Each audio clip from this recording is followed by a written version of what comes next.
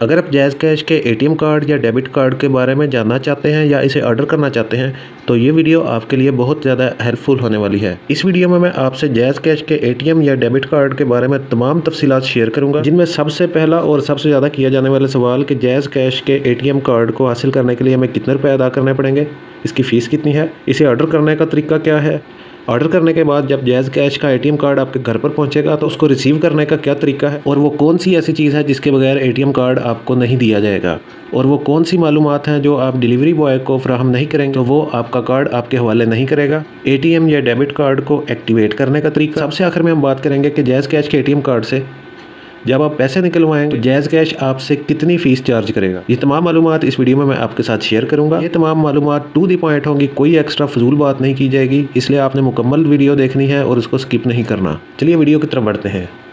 Jazz cash ATM या debit card को आप बगैर एप्लीकेशन के भी ऑर्डर कर सकते हैं, लेकिन आज की वीडियो में मैं जैज़ कैश की एप्लीकेशन के थ्रू ऑर्डर करूँगा।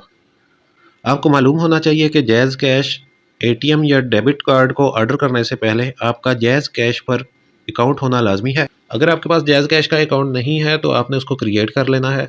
जैज़ कैश अकाउंट क्रिएट करने में अगर कोई प्रॉब्लम आती है तो आपने कमेंट्स में ज़रूर बताना है मुझे, ताकि जैज़ कैश पर अकाउंट कैसे क्रिएट किया जाता है उस बारे में भी वीडियो आपसे शेयर कर दी जाए। जैज़ कैश एटीएम या डेबिट कार्ड को ऑर्डर करने के लिए सबसे पहले आपने जैज़ कैश एप्लीकेशन ओपन कर लेनी है और एप्लीकेशन में लॉगिन हो जाना है।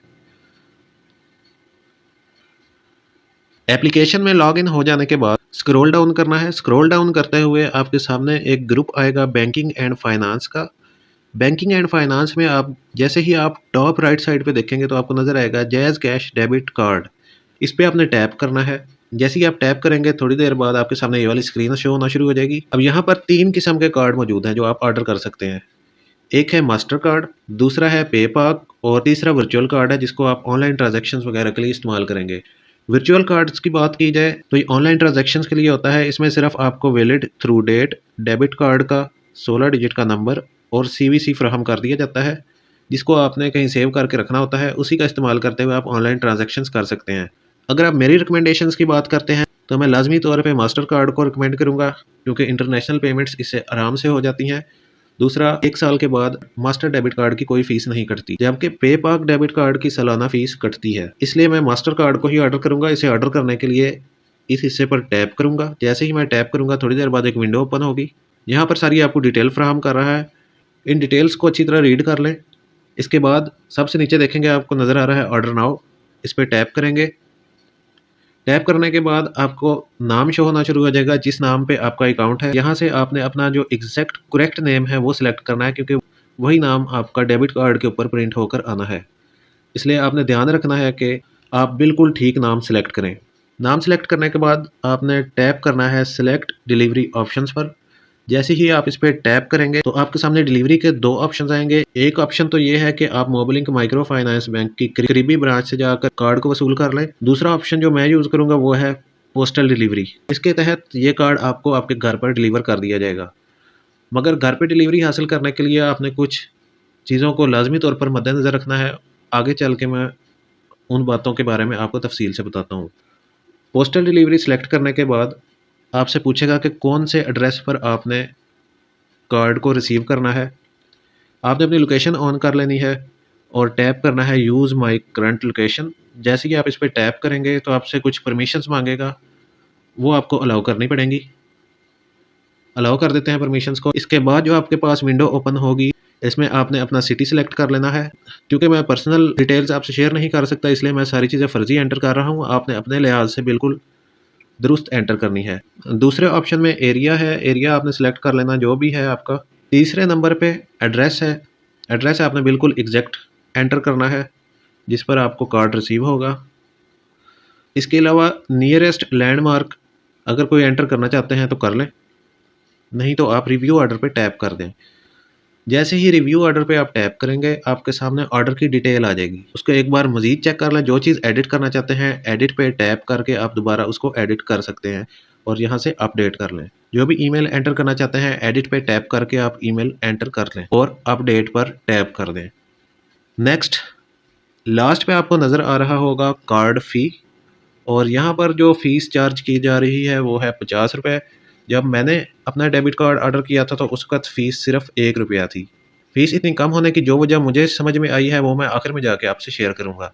जैसे कि आप कन्फर्म ऑर्डर पे टैप करेंगे तो आपके अकाउंट से ₹50 काट लिए जाएंगे और आपका ऑर्डर प्लेस हो जाएगा। आपका डेबिट कार्ड तकरीबन 10 दिन के अंदर आपके एड्रेस पर डिलीवर कर दिया जाएगा।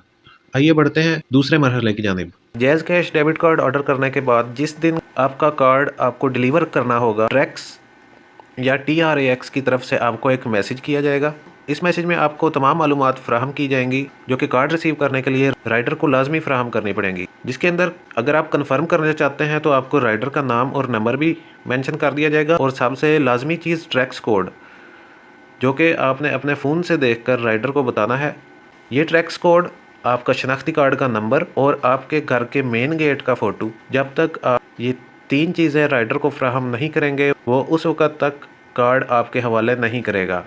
अगर आप ये मालूमात फ़राहम करने से इनकार करेंगे या गलत फ़राहम करेंगे तो कार्ड वापस कंपनी में भेज दिया जाएगा, कार्ड आपको डिलीवर नहीं किया जाएगा। इसलिए जिस दिन आपको कार्ड रिसीव करने का मैसेज आए, आपने ट्रैक्स कोड और अपना शनाख्ती कार्ड नंबर ज़रूर अपने पास रखना है। अपनी तमाम मालूमात राइडर को फ्राहम करने के बाद कुछ इस तरह के इन्वेलप में जैज़ कैश का डेबिट कार्ड आपके हवाले कर दिया जाएगा। इसे मैं ऑलरेडी ओपन कर चुका हूं, मगर फिर भी आपसे मैं शेयर कर देता हूं कि किस तरीके से मुझे ये कार्ड जो है रिसीव हुआ था। सबसे पहला इन्वेलप ओपन होते ही आपके पास आएगा दूसरा इन्वेलप। इस इन्वेलप का कोई फ़ायदा नहीं है, आप इस चाहें तो फेंक सकते हैं। दूसरा इन्वेलप सील वाला है, आपने इस सील को ओपन करना है जिस तरीके से मर्ज़ी कर लें। मैंने ज़रा तमीज़ से ही ओपन किया है, आपकी मर्ज़ी, आप जैसे मर्ज़ी ओपन करें। जैसे ही आप इस इन्वेलप को ओपन करेंगे, इसके अंदर से निकलेगी एक बुकलेट। बुकलेट के अंदर होगा आपका ATM कार्ड। इसको ओपन कर लें। इस पर आपको कुछ तफसीलात दी गई हैं, पढ़ना चाहते हैं तो पढ़ लें। इस तरीके से आपको आपका डेबिट कार्ड जो है वो फ्राहम कर दिया जाएगा। फ़ीचर्स की बात करें तो सादा अल्फाज में सिम वाला कार्ड है, वाईफाई का निशान है, जिसका मतलब है आप कॉन्टैक्टलेस ट्रांजैक्शंस कर सकते हैं। मतलब कार्ड को मशीन में एंटर किए बगैर टैप करके या मशीन के ऊपर रख के ही आप ट्रांजैक्शन वगैरह कर सकते हैं। इसके अलावा नीचे वाली साइड पे आपका नाम लिखा हुआ है।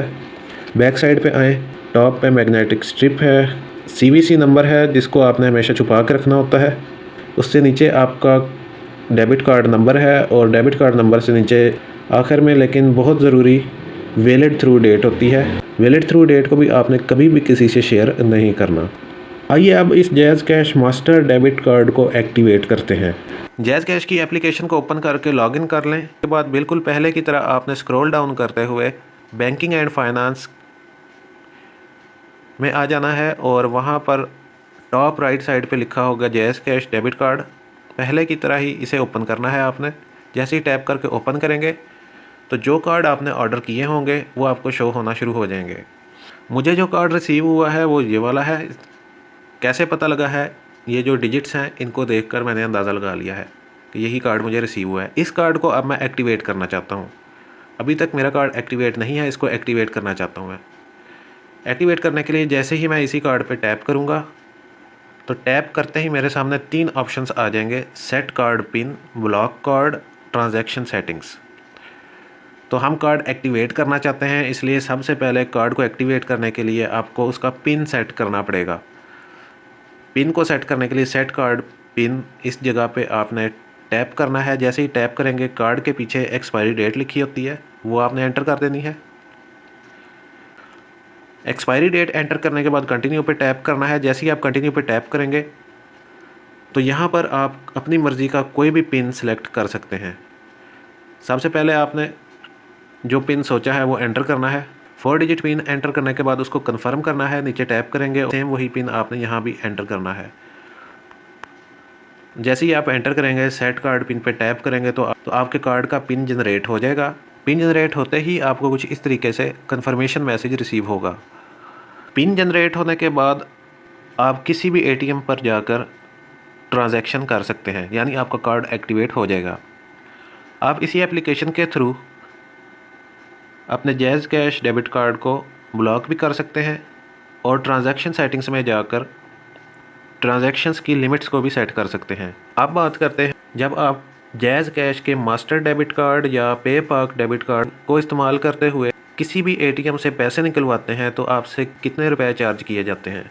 जैज़ कैश की अपनी वेबसाइट ओपन कर ली है और यहाँ से देखते हैं कि चार्जेस का क्या हाल है। मास्टर डेबिट कार्ड के फीचर्स के बारे में जानते हैं। इसकी इशुएंस फ़ीस जो है वो 50 रुपये है और नो एनुअल फ़ीस, यानी सालाना आपसे कोई फ़ीस चार्ज नहीं की जाएगी। पे पाक डेबिट कार्ड की अगर बात करें तो इसकी इशुएंस फ़ीस जो है 899 है और एनुअल फ़ीस 299 आपसे वसूल की जाएगी। इस वजह से मैंने आपको मास्टर डेबिट कार्ड ही रिकमेंड किया था, क्योंकि ये कदरे सस्ता पड़ता है। अब बात करते हैं, जब आप एटीएम से पैसे निकलवाएंगे तो आपके अकाउंट से कितने रुपए काटे जाएंगे। जैज़ कैश की अपनी वेबसाइट है और मुख्तलिफ ट्रांजैक्शन स्लैब्स पर जितनी फ़ीस चार्ज की जाएगी वो आपके सामने है। अगर आप जैज़ कैश का डेबिट कार्ड इस्तेमाल करते हुए किसी भी एटीएम से 500 से 1000 रुपये तक निकलवाते हैं तो 20 रुपये आपके अकाउंट से काट लिए जाएंगे, यानी 20 रुपये चार्जेस आपको अदा करने पड़ेंगे। इसी तरह 1500 से 2500 रुपये अगर आप निकलवाते हैं तो 35 रुपये चार्जेस आपको अदा करने पड़ेंगे। इसी तरह बाकी भी आप चार्जेस देख सकते हैं। शुरू में मैंने बात की थी कि जैज़ कैश आपको इतना सस्ता कार्ड क्यों दे रहा है, तो मेरे अंदाज़े के मुताबिक इनकी ट्रांजैक्शन फ़ीस जो है वो बहुत ज़्यादा है।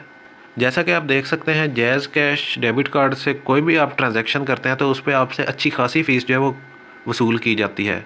अगर सादा अल्फाज में बात करें तो जैज़ कैश अपना डेबिट कार्ड एक तरह से फ्री दे रहा है, लेकिन जब पैसे निकलवाने की बात आती है तो उसके ऊपर जितने चार्जेस इसने लगाए हुए हैं वहाँ से वो कमी पूरी कर लेता है। यानी कार्ड तो आपको फ्री मिल रहा है, लेकिन बाद में जैसे जैसे आप ट्रांजैक्शंस करते जाएंगे तो उसकी फ़ीस आपसे जितनी वसूल की जाएगी वो कार्ड की असल कीमत से भी ज़्यादा हो जाएगी। ये मेरा ओपिनियन है। इसके अलावा आपकी जो राय है आप कमेंट्स में बयान कर सकते हैं। ये थी जैज़ कैश से मुतल्लिक तमाम मालूमात जो मैंने आपसे शेयर की हैं। इसके अलावा कोई क्वेश्चन हो तो आप कमेंट्स में पूछ सकते हैं।